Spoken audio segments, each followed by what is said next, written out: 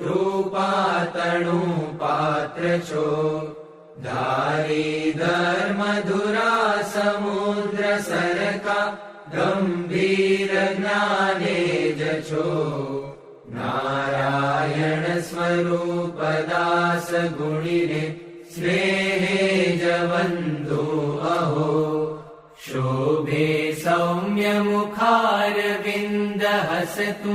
नेणे अमी वर्षता वाणी छे महिमा भरी मृदुवड़ी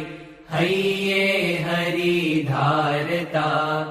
योगी राज प्रमुख जी हृदयथी जेना गुणे रीजता वंदु संत महंत स्वामी गुरुने कल्याणकारी सदा।